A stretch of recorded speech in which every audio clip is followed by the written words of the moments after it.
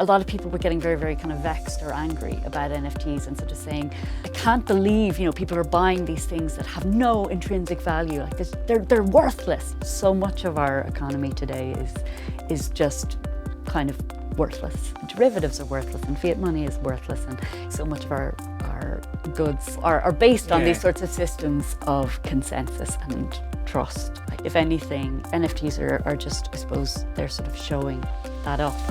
It's my great pleasure to have with me Rachel O'Dwyer, who has just published this amazing book, Tokens, The Future of Money in the Age of the Platform. Rachel, I want to begin at the beginning. You've been working on this book for some years, possibly many years. When did you know that this was a book about tokens? Yeah, I think that's a really interesting question because, the things like the title and even the structure of the book is guided so much, by your editor. And obviously, you know this, having published books. And my editor, Leo Hollis, suggested the title Tokens to me, even though I knew I wanted this to be a book about money-like things. But then when I was writing it, or beginning to write it, I went back through my old notebooks to try and get a sense of where to begin. And I really like keeping physical notebooks with ideas, and I have them going back, for the last 10 years or so, because I guess I've been doing research in this sort of money-like space for, maybe almost 12, 13 years now. And I came across this idea of tokens a number of times, and even actually in one notebook in about 2015, an idea for a book called Tokens. So with Post-its, and the book was called Tokens, and there were these various different sorts of threads sort of branching out from it. So chapters on tokens as data, chapters on tokens as forms of control, as media, as communication. And maybe it's a testament to how bad or useless my memory is that I actually, didn't remember even having these ideas several times, that I was like, oh, maybe I should do a book about tokens. And then just completely forgot about it until I came back to the notebook, and then it was sort of there. Rediscovered once or twice, you were an unconscious in your diary. Yeah, exactly. So that was quite interesting. I guess that sort of idea about specifically a book of tokens was obviously percolating for a long time, but the ideas that are coming through in the book, have been around for a very long time. I think I have a bit of a weird background, maybe, to be writing about money, because I have a background in fine art. So I studied digital media, so art and technology, in art college, and towards the end of my degree, I guess I realised I was quite a bad artist. And it was a slow kind of realisation. I think I also realised that I was more engaged with what people wrote or said about art than I was in actually the art itself. So it wasn't, when I looked at a work of art, I wasn't necessarily interested in, the art materials, but I was interested in what somebody was writing about, what a mattress made out of resin, or a post-war house turned inside out said about a particular moment in time or whatever. Mm-hmm. And so I realised I was more interested in the ideas than in making the actual art myself, and sort of started moving into doing more academic work, I guess, on the social or political implications of technology. Mm-hmm. And so kind of moved, I suppose, into that more kind of media study space that you're also, in. Mm-hmm. And I guess graduating into the recession or into the financial crash, you sort of think about money in a very practical way in terms of having it and not having it, being able to pay your rent. Mm-hmm. But I hadn't really stopped to think about money as a technology, as one of these technologies that I was sort of thinking about in terms of how does the internet shape society. And I suppose around this time, conversations like Bitcoin, I suppose, were coming to the fore, and also in Ireland, where I'm from, there was various different strike debt meetings where people were, discussing what would happen, for example, if Ireland defaulted on its debts. And these sorts of conversations, began to sort of tune me into the idea of money as a technology. And then finally, I came across M-Pesa, which is, this sort of amazing mobile payment system that was, emerged, I suppose, in the early noughties in Kenya and in Zimbabwe from people using airtime or phone credit as an informal means of payments or remittance. So people, instead of using phone credit to top up their phones, were texting it to each other as a way of paying for things, or as a way of safely sending money as well across distance. And all of these things, I suppose, really drove home to me that money was media, but also if this was money that was kind of riding the rails of media and communication technologies, what did that mean for the future of money? It's interesting that you mention M-Pesa to start with, because I think the first thing of yours that I ever read was around Airtime and the Commons and these kinds of emerging forms of payment that I was also at the time studying and interested in. And I remember reading like, oh, I don't know anybody else who's doing this work who isn't an anthropologist, because there were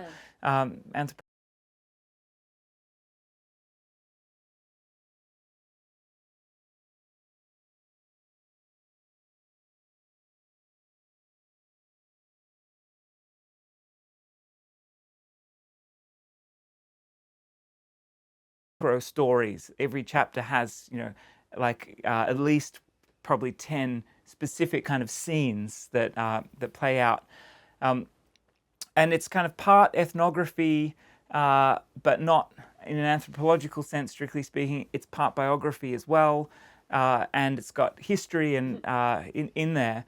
But what I wanted to begin with is what is a token for you? You're dead right, I think, to say, what is a token to me? Because I think obviously there's a lot of academic sword fighting maybe about what specifically are tokens. I think Brett Scott, for example, would have very different definition of tokens to me, and so would a crypto bro probably.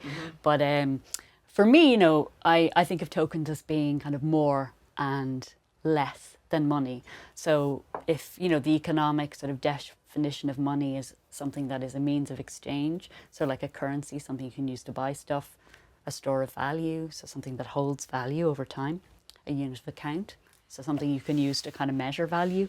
David Graeber has that classic example in Debt, where he talks about Irish bondmaids in medieval Ireland as being a unit of account, which doesn't mean that people used bondmaids to pay or to buy stuff, but they were used to kind of measure other things. So 5 cows equals 1 bondmaid or whatever. But so if money is technically something that does all of these three things, tokens I think are kind of more or less than that. So money, in theory, it's a medium of exchange, and it's supposed to be, at least in theory, perfectly liquid or fungible. This word we suddenly heard so much of in 2021 and 2022. So, a dollar in theory or a pound is supposed to be equal to any other dollar, and you're supposed to be able to buy anything that you can legally buy.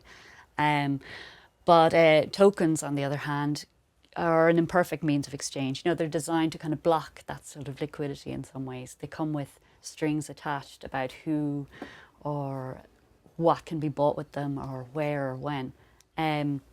So, book tokens, for example, can only be used to buy books. Or Amazon, who I write about quite a lot in the book, issue their mechanical Turk workers, so they're crowdsourced workers on their platforms, with gift card balances that are tied to their identities.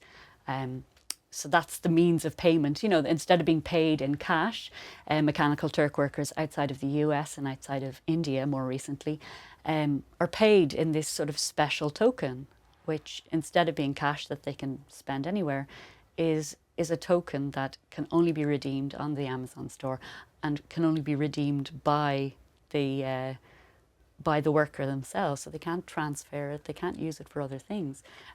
Historically, this is a token called scrip, and so it's a token that comes with these kinds of strings attached, and this kind of lets the token, these strings, I suppose I'd argue in the book that they're a kind of a regulatory sleight of hand for the platform. You know, they're a way for the platform to act as an employer without officially being seen to be an employer, because this token, this sort of money-ish thing, because it's not officially money, they're not officially being an employer, and because it sort of also allows the platform to process payments and do bank-like things without officially being a bank. And because it's a token and not money, they're sort of able to do that. So this sort of less, I guess, facilitates these sorts of arrangements of exploitation and control. So tokens are less than money, but I also think they're more than money, because they're used online, I think, to do other things, like to bond and to brag and to troll. So like Venmo, which is a really popular payment system in the US, is used to buy things like food and pay for rent and buy drugs, but it's also used to like show off and troll your exes. Dogecoin, you know, it's a kind of a means of exchange, but it was also historically, you know, a token that was kind of used to hat tip people for socially valuable content online and for jokes. Pinky Doll in the summer, you know, that TikTok streamer who had kind of a breakout moment in July 2023, was being paid in kind of virtual ice creams and cowboy hats to repeat verbatim phrases on the platform. And, you know, why did patrons on TikTok want to give her virtual ice creams and not gifts? It's because there was something about the virtual ice cream that seemed kind of more intimate or social or personal than the money. And that's also what tokens do, right? They're you know, when transactions are sort of designed to like settle instantly, like, you know, this is like a cold, hard transaction, gifts stick around and they linger and they bond people together. And that's sort of the other side, I guess, of tokens. And I think that's something we're really seeing kind of coming to the fore today with some of these sorts of token economies online, you know. So yeah, kind of more and less, you know. Yeah. Thanks. I really I like how you swing back and forth, and you have, I mean, it's one of the chapter titles, but you describe money as flowing and tokens as filtering, which I think does a really good job of it. I've heard other people talk about tokens as kind of coloring, you know, as having a particular color. But this kind of both more and less, I think is, it's very productive in the book. And in some ways, it's really operating as a kind of workaround, you know, for a whole bunch of economic and financial practices. And I think you do a good job of showing how it's taken up strategically by the large platforms. And some of, when I was reflecting on it, you know, there are discussions around currencies and alternative currencies as either being a complement, so complementary currencies, but some also have this vision of being a replacement, as being a substitute. And it seems to me that tokens do very well when they're seen as being a kind of complement. But the way that you describe in the book the various attempts for them to be a replacement is often where the kind of the less is more visible. The subtitle of the book is The Future of Money in the Age of the Platform. And yet, you know, when we talk about all of these tokens, at the end of the day, when you know, they're sort of riding the rails of publicly mandated money. And, you know, one of the things that we see with like Pinky Doll, the TikTok streamer, or Twitch streamers, or a lot of the people who sort of are making their living in these kind of extra legal tokens or these grey markets, is that ultimately, you know, it can be quite difficult for them to cash their tokens out into real money in order to sort of redeem them then for goods and services.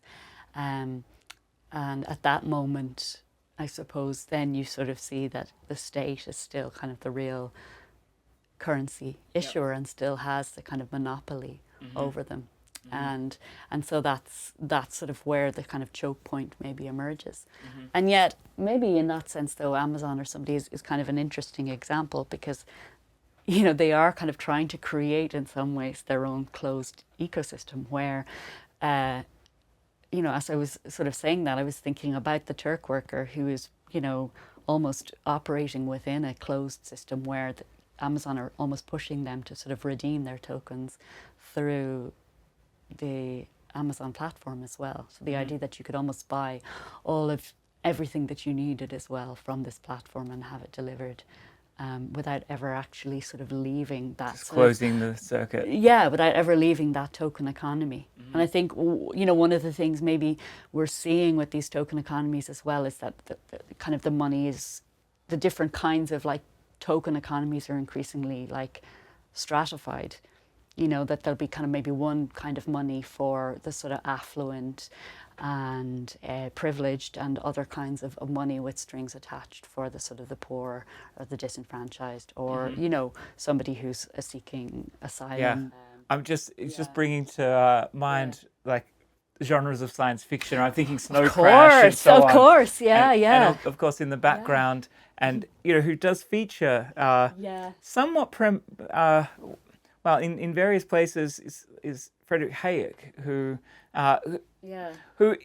is almost impossible not to talk about with you know, his interest in currencies and kind of private currencies. I want to park that because I think I've got questions about it later on. But just to continue on with this kind of more or less question, another way that you talk about it is as money-ish. You know, tokens are money-ish, and you begin the book in that way. But as I was reading it, I think you kind of entertain a different definition as well, or almost a reversal. And it's something that I've had discussions with Claire Rowan about, who's also in the book quite a lot. Because she had this project where called Tokens. So Claire's a classicist archaeologist and spends her time, you know, looking around in the kind of the cupboards of various museums around the world, and she discovered that there were loads of tokens that museums didn't really know what they were. And when I was chatting with her about it, one of the things that we were thinking about is whether or not, because, you know, in historical literature, tokens are always seen as kind of a bit less than money, you know, and almost in perhaps a kind of evolutionary way. And but we came to think about them as in kind of in the opposite, or kind of in inverting that and seeing perhaps money as a token. You know, money is just another token in a big but it's circle. a kind of token that represents a kind of you know, like a grand modern achievement, you know, a modern understanding of what a token is and could be. And I just wondered, would you entertain that kind of reading of, you know, well, we should just see money as a token and a particular kind of token? Yeah, like I'm not, you know, I almost think, I don't think well in diagrams, but I almost think there is a diagram there. Like there's probably some kind of set diagram where maybe money actually is in a bigger circle, you know, where money is a subset of tokens, I guess, versus tokens being a subset of money. Yeah. I think it's so interesting that you were having conversations like that with Claire Rowan, because I'm wondering how much maybe my conversations early on with Claire Rowan coloured somehow the ways I was thinking about tokens. Because one of the earliest chapters I wrote for this book was the chapter on Twitch, which is sort of looking at how tokens are used within those sort of grey economies of online streaming and sex work. And I really wanted to chat to her about then how tokens were potentially used in ancient Rome, for example. They're like spintriae kind of tokens that, you know, they don't exactly know how they were used, but potentially were used to pay for sex work, because it was illegal, I think, for slaves to handle money, and also illegal to pay for sex with tokens with an effigy of the Roman's head, you know, a likeness of the Roman emperor's head on it or something. You know, she's really nuanced, I suppose, in how she describes those tokens, and that she says, well, yeah, maybe they were used for that.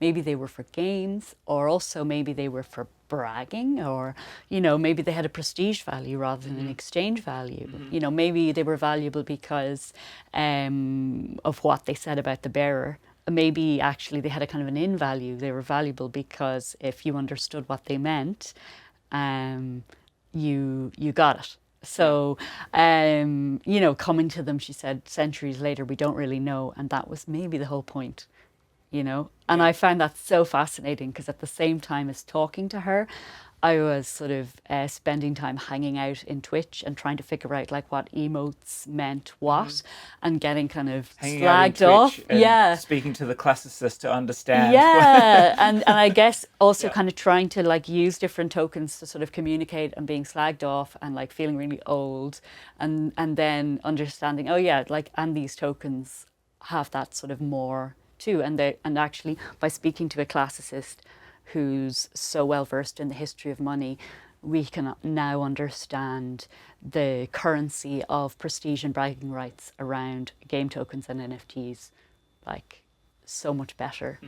At least I did. You know, I came away from that conversation being like, I get it now. Whereas before I didn't fully. Yeah.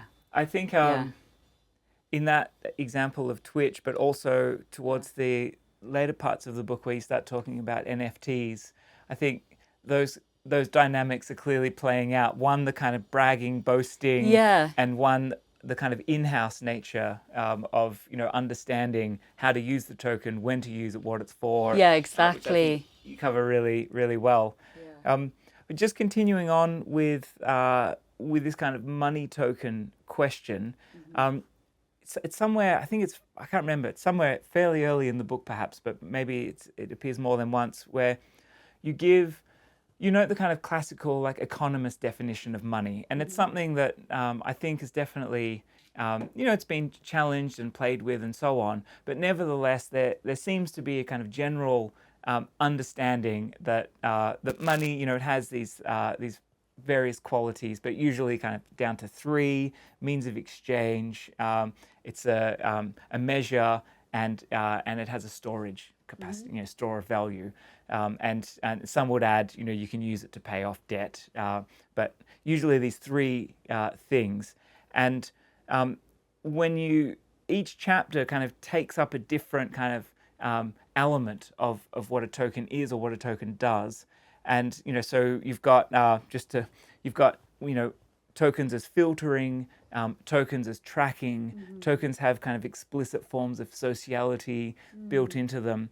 And it made me wonder whether or not a token could ever be defined in the same way as people have kind of squeezed and condensed money down into an essence, or whether or not a token is more, and this is part of, you know, whether or not money is a token, or, you know, tokens and money have a different kind of relationship.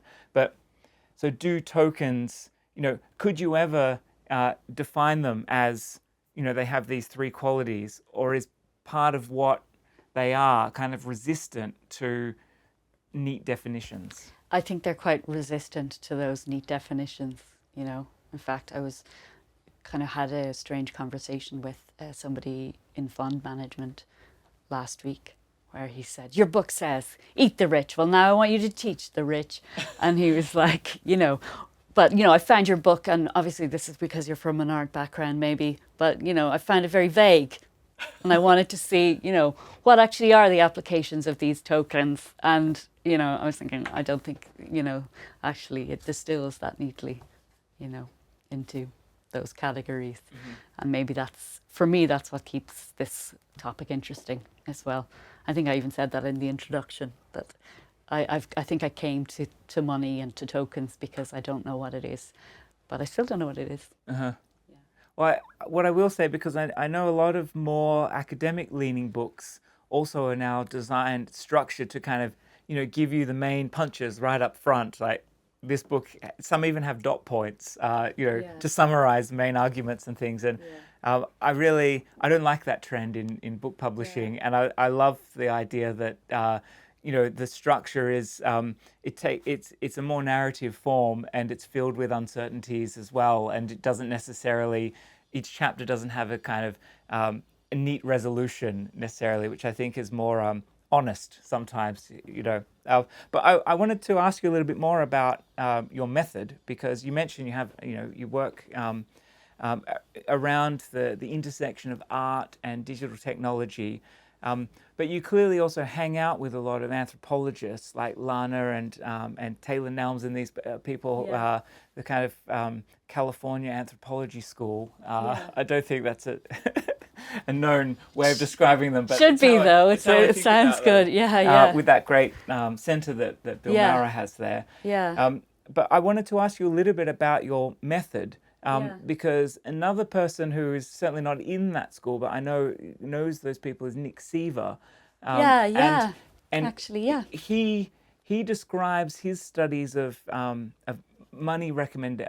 music recommendation algorithms. When he talks about his method, he uses the figure of the scavenger. You know, how do you study these corporate, you know, business practices where there's a lot of unknowns, there's a lot of difficulties getting access, and he describes his method as a kind of scavenger method of an anthropologist. I wonder, how do you understand your own method for writing a book like this? Like, what? Actually, exactly that way. Even though, as you say, it's not like Tokens isn't an academic book, so the methodology isn't foregrounded at any point, but I understand it exactly through that lens that Nick Seaver puts forward, where he talks about this sort of industrial ethnography, which is like hanging out in fintech spaces like Money 2020, where the book opens, reading white papers, reading patents. So kind of engaging in the spaces where the industry constitutes itself and talks about itself is really important. But also doing things like looking at the history of industry, so like the history of credit scoring, for example. I think art as well is like a really, you know, interesting space as well for thinking about money. So, I engage a lot with sort of artists. I also think maybe because I went to art college, I'm a little bit like anxious about methods, because I feel like I was never like rigorously trained in any kind of one methodology. So I also, you know, it's like reading things and talking to people and thinking things, and, you know, just, I wouldn't say like I don't think any academic would read that and say, oh, how rigorously well researched and methodologically thought out that is. It definitely probably isn't. But that's sort of, I guess, the freedom of, writing a book that's kind of maybe not academic. So, yay. Being less confined. Yeah, exactly. One of the things it does enable you to do is to tell many stories, as I mentioned. And I mean, some of them, you know, really stood out to me. One of them is when you're writing about Twitch, and I have this little passage here where you sign up and you have a handle, a username, Sick of Nature, and you're talking about a kind of, you know, live streaming performance. It's like one paragraph. I may read it out, and then I just want to hear your thoughts about it. Okay. So it's Sick of Nature enters a room where a woman, Katrina, who looks to be roughly my age, is blowing into a polka dot swimming ring. The performance hasn't officially started. This is the backstage, the business of getting ready to perform, but the camera and the streamer's body are carefully angled to give a view of jiggling flesh in hot pants as she wrestles with her giant pool toy. I choose a customized emote worth 100 bits, a festive birthday streamer. Katrina pauses for a second, pulling her mouth from the valve. Thank you, Sick of Nature, she whispers in a breathy or a breathy voice. Or maybe she's just out of breath. I feel a voyeuristic and slightly sick thrill of communion, hearing this name that I've just thought up whispered back to me on the channel. Hearing it back, I'm not sure I like it. I close my laptop down and go to get my child ready for swimming. So there's more stories that are like this, but I wanted to know a little bit more about, like, how does this, how did this come about? When did you decide that you wanted to kind of do these kinds of things, and this was going to be like something you wanted to write about? I guess I write for Neural magazine and kind of co-edit that. It's a magazine of kind of critical media culture and media art, and it's sort of a space where you can write in a more creative way. And I really like those sorts of passages, because I think, you know, in a small passage like that, you can kind of get across maybe certain ideas, like academic ideas, in a more accessible and subtle way than you can through saying, here's Irving Goffman, and he writes about the front and the backstage in performances, for example. So that's kind of referencing that. Or here are these tokens that sort of bind viewers and performers in ways that are, you know, have weird power dynamics, you know. And, you know, I think all of those things are sort of going on in that kind of exchange, or even, you know, and or that these kind of, these tokens, you're sort of saying these tokens are money-like, but they also communicate things. They're kind of voyeuristic. They're a little creepy. They're a bit sick, you know, and you know, and also the performances sort of play with this sort of space between authenticity and backstage and front stage, and the money sort of allows, the token allows, I suppose, you to sort of pretend that somehow this space is authentic as opposed to inauthentic or work, because it's not quite money. And I think by having a little like snippet like that, you can kind of say those things without actually labouring over them. And so I like that. I kind of want to do more of that. Another story that that is perhaps my favourite, where you do a very similar. There's a very powerful critique kind of behind the story. It's one of the biographical moments, although it's not yours personally, but it's your parents, and it's when you describe the Irish banking strike, and at the time your parents owned a pub. Is this correct? And my dad owned a pub. Your dad owned a pub. Yeah. And in this particular scene, he's walking home in the dark carrying a bag of cash and a gun. But you use it to reflect on, let's say, the value of the banking system, and to express a little bit of like uncertainty or unease about a kind of romanticizing of alternatives. And I wouldn't say it's a strong defense of this, you know, the status quo, but it's not clearly otherwise. I think, it's not, for me, that wasn't really a defense of the bank. It's more, actually, it's a critique maybe of the romanticization of the kind of post-colonial money system. Because it follows as well, I suppose, an exchange I had in Amsterdam with a programmer where he came up to me and he was sort of talking about how the kind of kin communal monetary systems in like Ireland during the famine, for example, you know, and how everybody cooperated with each other, and, you know, so you had these sort of cooperative networks that vanished. And the bank strikes are often brought up as this sort of idealised moment, I suppose, in Irish history, where the banks closed for long periods of time in the 60s and 70s, and the economy didn't collapse because publicans and shopkeepers came forward and cashed IOUs in lieu of a centralised kind of banking system. And people love that story because it's like, everybody pulled together and they issued IOUs, which they did. And, you know, and I suppose the neat moral of that story is that wouldn't work today, because we've kind of shifted from that kin communal kind of strong tie communities to weak tie communities where, you know, credit just doesn't exist anymore. I guess then what I found interesting was when I sort of probed that story, it was much more complicated. And actually the sort of post-colonial villagers, you know, the sort of that kin communal trust was murkier than you wanted it to be, and not as kind of romantic as you wanted it to be. So my mother's response wasn't like, oh, your father, wasn't he great cashing all the IOUs? It was like, he cashed the IOUs, but also he carried a gun on his way home. And I remember being like, that isn't really the story I wanted, Mum. And I kind of disappeared it from my narrative for a while as well. I was like, no, that's not my story. So I just won't remember that you told me that. And so I kind of kept my own, you know, the bank strike story for a while. And then when I was writing, I was like, no, actually, it's more interesting to tell the real story I was told, which was that there was a gun in the story. And I guess what that story reminded me of was in James C. Scott's The Moral Economy of the Peasant. He sort of talks about how trust functions in these small and also these post-colonial contexts where, yeah, people rely on each other, but they rely on each other because they trust each other, and also because they're sometimes because they don't trust each other or because they're afraid of each other. And sometimes, you know, wealthier people in the community are afraid of the poor, and they're sort of afraid of of the violence of the poor.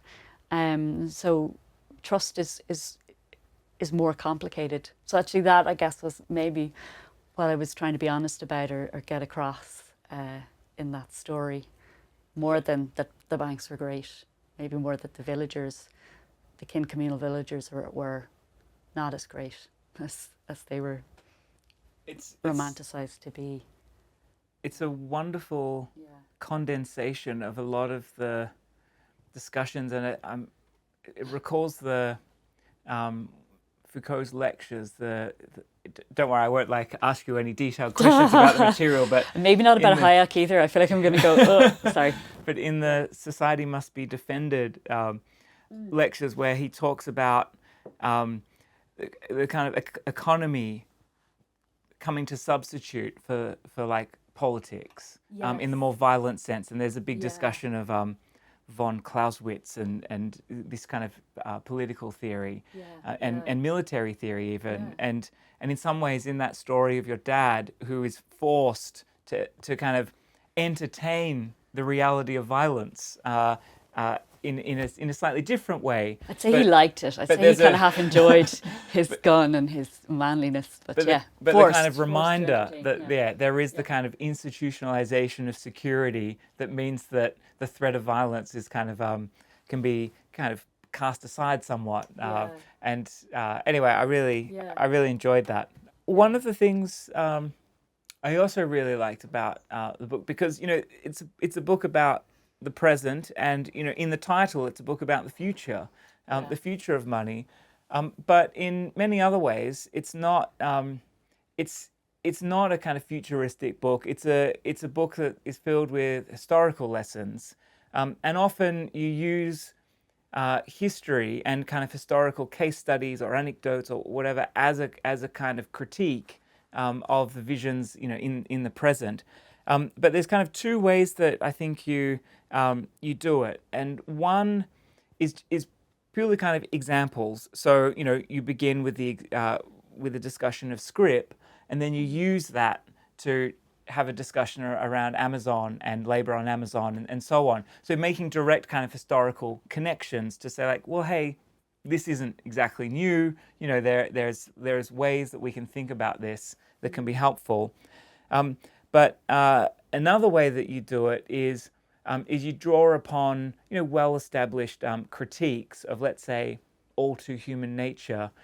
So, for example, when you're discussing kind of towards the latter stages of the book, things like Robin Hood, and you draw on the structure, the tyranny of structuralistness, and if you invoke very obvious for people who are present in some of those scenes, like gender critique, or a feminist perspective, which I always, from my own experiences, feel super uncomfortable when I go to some of these events and I see the dynamics, and I'm like, there's not a whole lot here that seems very, very progressive to me or alternative and so on. I wanted to just ask you a little bit about, in terms of which people or thinkers from the past, do you think what would you give which book would you give to someone who was in in a Reddit forum and caught up in a wave like this, or what kind of lessons would you want to point them to? What really fascinated me researching it was how the sort of history of these ideas repeated themselves. That even working or researching, I think, this space, I'm sure you'd agree, over the last 13 or 14 years, that you had this breakout moment in 2008 where they were like, hey, everybody, we're really sick of the banks and we want to decentralize the banks and disintermediate the state. And we have the technology to do it. And then it was like, 2020. And suddenly it was like, hey, everybody, we have this technology and, we're sick of the banks and we're sick of the state and we want to disintermediate them and we have a technology to do it. And it's called Web3. And it seemed just, made me feel incredibly old and incredibly confused because I was like, hang on though, we just had this conversation 10 years ago. It hasn't even been that long. And it seems as though we're having the exact same conversation and there has barely been any time, even elapsed for one conversation to even overlap with the other. And, what I found so fascinating then, delving into the history of sort of alternative attempts to sort of remake money, was how those sorts of discourses came up over and over again. So, if you look at the father of anarchism, like Joseph Proudhon, and read his work, that you get these ideas about the cursed middleman, or the like parasitical middlemen, like sucking like a sap on on humanity. And again, it's like we're going to get rid of the state, we're going to redesign money, and then everything will be okay. Or we're going to build a commune, redesign money, and then we will make a better society. And there's never, as you say, any sort of critique of who that we includes. It's generally a bunch of white affluent men. And there's always a sense that, if we just design the right token, that the right society will somehow happen. And it just kind of blew my mind how much those sort of ideas inhere sort of in the history of anarchism, and particularly, I suppose, American anarchism. And I suppose particularly, there's this sort of idea that that you can produce a kind of a politics without people. So by kind of designing the right tokens or designing the right code. And I guess secondly that, an idea that I thought was really specific maybe to like 21st century sort of Silicon Valley ethos, but then that you sort of see emerging in sort of a particular brand of American anarchism, which is that markets and the social good aren't antithetical, but somehow by almost allowing the freest exercise of markets, that you can somehow produce a utopian society. And maybe it's my ignorance, but it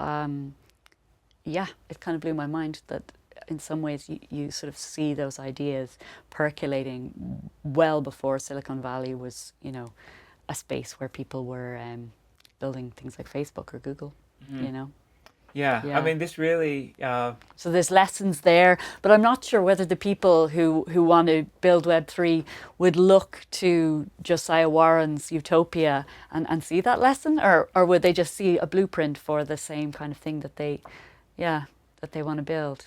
I'm not sure where those lessons are going to, come from. Or would they just be like, wow, it's such a great plan. Let's go build a utopia, man, Yeah. Make a token. I wonder... Yeah.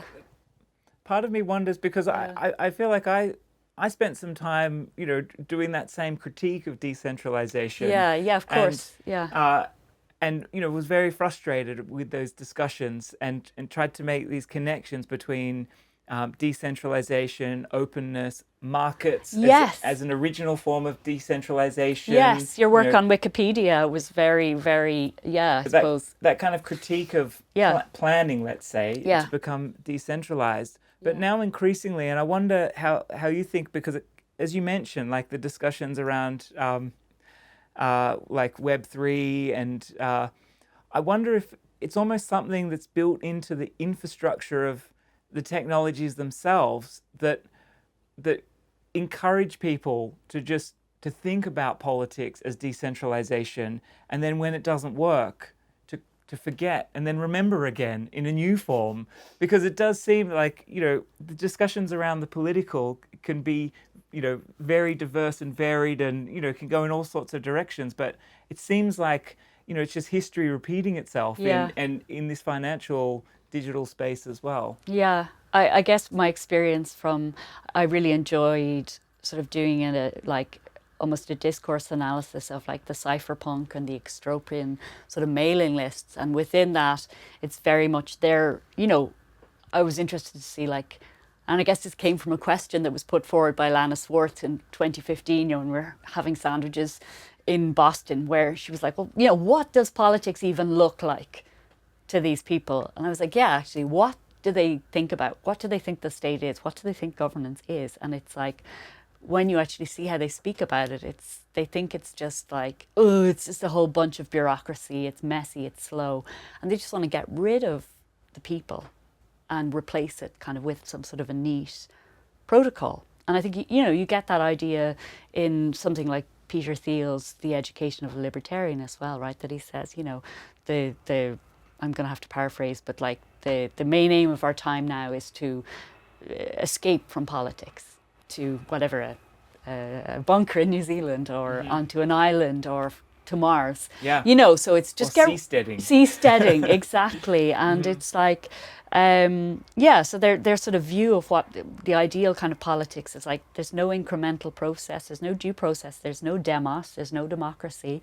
It's just somehow some kind of a neat protocol or code. And even on the cypherpunk list, every time somebody tried to kind of argue or engage in any kind of political wrangling or discussion, they had a sort of a put down where they'd say cypherpunks write code, and that was sort of their way of like shutting down the discussion. And I just thought it was really interesting because even though they sort of try and make that claim, like to sort of shut down the discourse, you know, you still always had human intermediation or humans in the loop. So it's kind of a vision, like we want to kind of escape beyond humans, and we don't want messy humans messing up our vision of the perfect utopia of seasteading, extropia or whatever. They wanted like an island, a stateless island, exactly, or a stateless kind of water world, or a stateless Mars, where they'd like send a woman with like frozen embryos into space and colonize Mars. But like, yeah,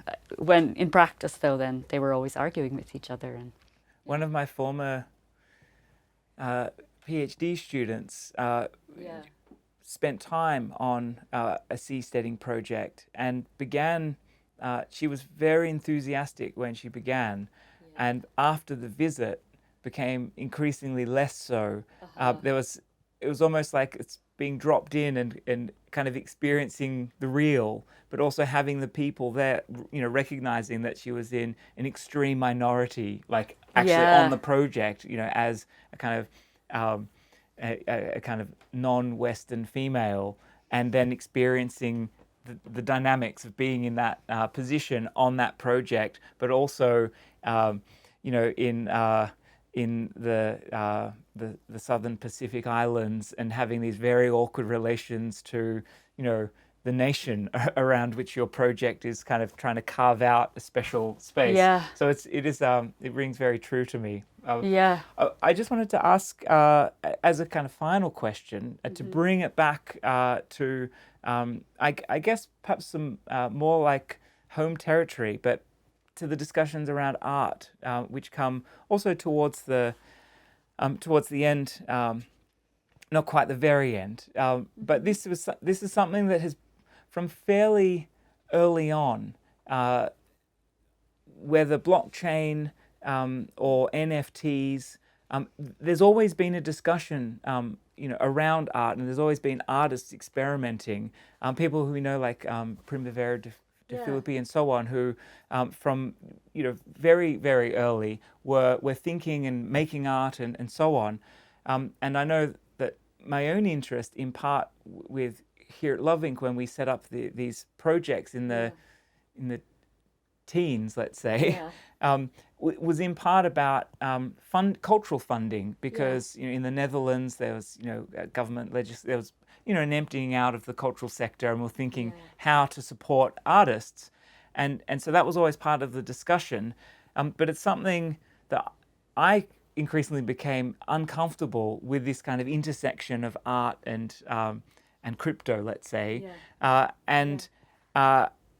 I wanted to hear more about kind of where you are, because you cover, in particular, kind of, there's a chapter that has a lot on kind of the NFT moment, but also more broad discussions around art.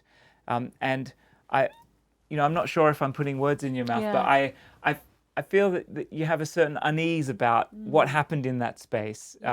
And I just wanted you to comment about, how do you feel about that coming together of tokens and art practice? Yeah, I mean, yes, definitely. I think there's a conversation sort of towards the end with Bruce Catlow, who is somebody who's done really, really interesting and kind of, work with a lot of integrity in this space, where I'm sort of admitting to her that I'm finding it very, very hard to sort of remain positive about it. And she sort of says, it's cut through with the same sorts of problems as any art that engages with technology. But she feels the need to sort of hold that space. And I think that's very, very admirable. But I definitely had that sort of anxiety. I mean, I think art is a really interesting space to sort of explore tokens, because art and money they're sort of both belief systems, since the 1970s. Where Western money sort of moved towards a fiat system, our money hasn't been backed by any kind of physical, like, good with intrinsic value. So fiat just means like let it be, like it is because I say it is. And similarly, since Marcel Duchamp, was making ready-made works, like taking a urinal and putting it in an art gallery, art is also troubling these sorts of systems of representation. So I think they have a lot of in common in that sense. They're both kind of calling into question our systems of representation. And I think people sort of get very troubled, by the idea of art sort of dealing with money. There's a sense that art, a bit like sex work, is supposed to be somehow an exceptional economy. Like, culture isn't supposed to be for sale. And, while I do think culture should be a public good and should be accessible, I think that's why maybe the sort of NFT moment really troubled people. A lot of people were getting very, very kind of vexed or angry about NFTs and sort of saying, like, I can't believe, people are buying these things that have no intrinsic value. Like, they're worthless, or even asking me, like, do you think NFTs have any value? And I'd be like, no, NFTs are worthless. But, that's not because crypto or art is an exceptional economy. It's because, so much of our economy today is just kind of worthless. It's based on, our derivatives are worthless and fiat money is worthless. And, what do we even mean when we talk about this? Like, so much of our goods have no, are based on these sorts of systems of consensus and trust, I guess. And if anything, NFTs are just, I suppose, they're sort of showing that up. I was really interested in why, when artists have been experimenting with NFTs, and why, when crypto has been around since, Bitcoin has been around since 2008, and artists have been experimenting with NFTs since 2013, why in 2020 or 2021 did this suddenly become so popular? So, we can say that Bitcoin probably came to the fore in 2008 because of the financial crash. So people's faith in fiat and their faith in the central bank or in the state was shaken by that moment. But what triggered then their sort of interest in 2020 or 2021? And for me, I think, is it something to do with the pandemic, or a sort of a sense of like a lost faith in the future? Were these some kind of desperate bets, maybe?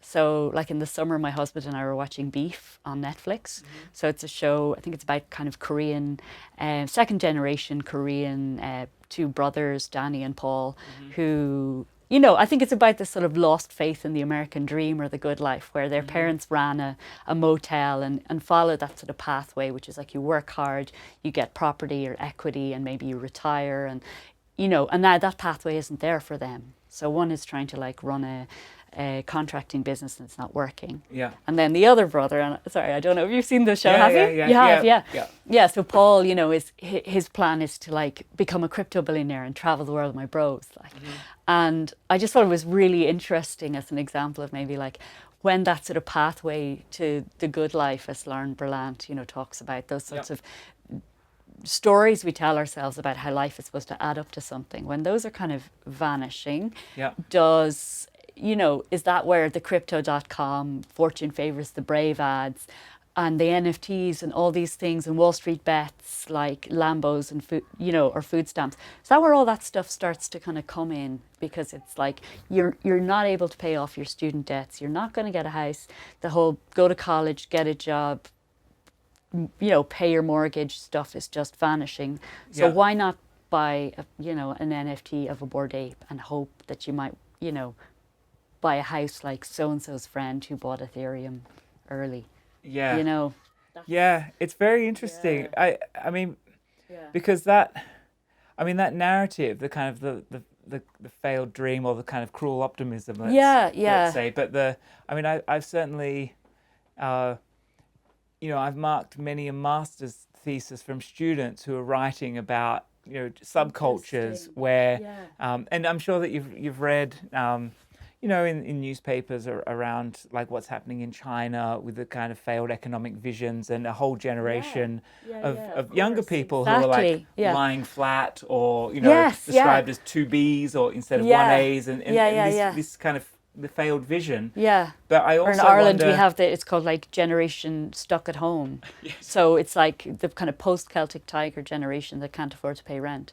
And so, there's artworks which are called like The Land Question, where the fuck am I supposed to have sex? Because it's like you've 30-something-year-olds who are living with their parents in their gaff. But I wonder, to be a little bit more sinister maybe, because that time that you mentioned, like around 2021, obviously it's kind of COVID time as well. And people had money. But some people had money. It's also, I recently, I finished the biography of Sam Bankman-Fried. And it strikes me that period is also where there's a lot of big money in crypto, and there's a lot of scaling up, and maybe arguably that's a kind of peak, but it's also when one of obviously many peaks, but it's also around the time where sports stadiums start being bought up and branded crypto, and you get a kind of a more official dissemination of the crypto vision that comes together, and it's almost like a kind of capitalizing upon cruel optimism. It's like there is no future, but you can do this anyway, and it's a bit of a bleak like outlook, the meta ad. I just couldn't believe that was like the Super Bowl ad, where it's like this really grim image of the future. Yeah, and which is how you finished the book as well. Which is like being in the metaverse, which is and I wondered because the it really that book, that it's not a great book, but the Ready Player One by Ernest whoever, and I really feel like that's the vision that is kind of sold, and that's where you end, which I think is kind of appropriate. Well, for me, Snow Crash was probably the more evocative one for me. So his the quote from the protagonist of that is somebody who's living in a future LA, and a bit like today, the rent is so high he lives in a storage container, works for a company that looks very like Deliveroo. So it's very prescient actually for something that's written in the 1980s. And he spends all his time online because his present is so unbearable. And he says, when you live in when you live in a shithole, there's always the metaverse. And I really felt like that could have been a nice way to finish the slogan for Meta. Okay, well, thanks so much for joining me today. Thank you so much, Nate. I look forward to seeing people read this book around.